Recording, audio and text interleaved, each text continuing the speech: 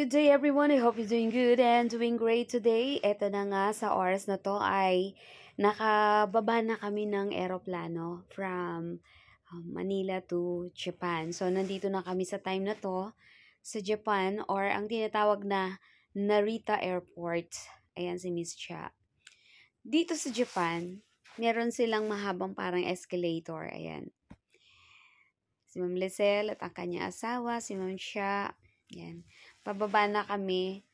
Papunta kami dun sa mga, ang tawag dito, sa mga luggage ba yon? Yung naka-check-in na mga bag, yung malalaking bag.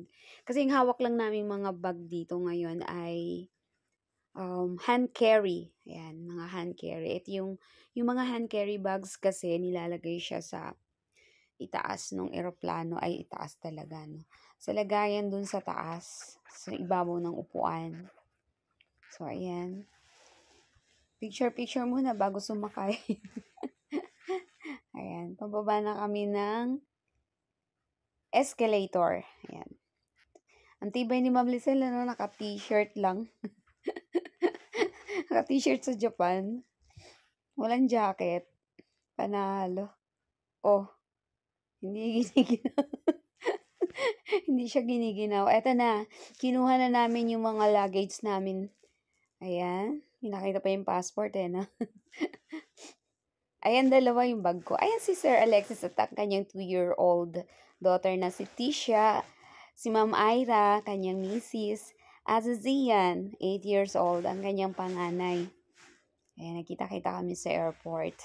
So, short ko na lang. Ayan, taxi na lang kami. At alam niyo ba kung magkano inabot from Narita to dun sa lugar namin sa Katsusika?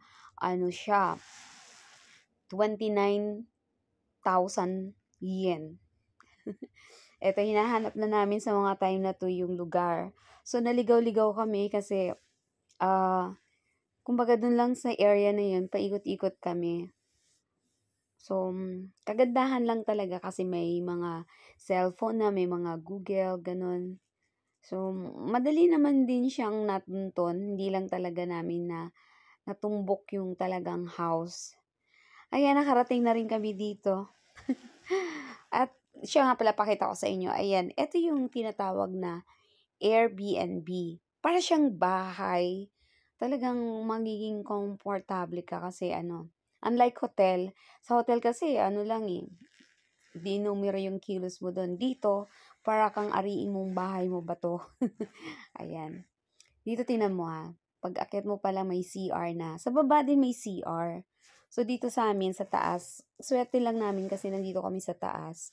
So, ay yung CR nila kakaiba. Ang daming mga functions yan. May hot and cold. Tas, alam mo na, sa Japan, may tagabuhos ng mo.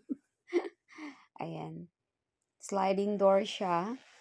Ayan, pwedeng buksan. Talagang sinara muna bago binuksan no? Ayan. Ito naman yung, mga lababo. Mga lababo. Sa ilalim nandun yung mga pinggan. Take note walang ipis. Malinis yung kanilang mga lababo.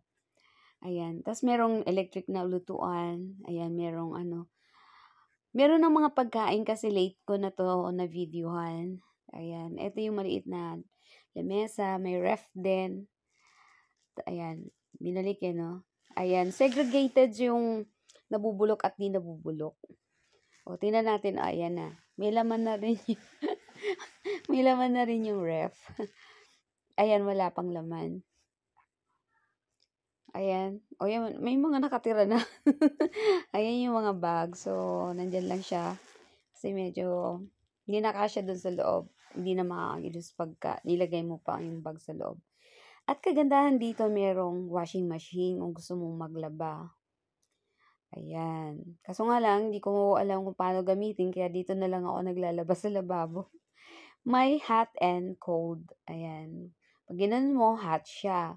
Pag sa kabila mo nilagay, cold naman. Ayan. May mga towels yan kung gusto mong gamitin. Nagdala kasi ako ng towels. So, ayan. Kita pa yung tsura ko. At, kagandahan dito, pakita mo yung bathtub. Ayan. May bathtub kami, May hot and cold din siya. So, ayan. Pwede ka rin mag-hanger dito ng, syempre, yung susuotin mo, may ilaw, ganun. Ayun, tapos, di ito na. Ulit-ulit dun sa kusina eh, no? Ayan o. Ayan, nasasara.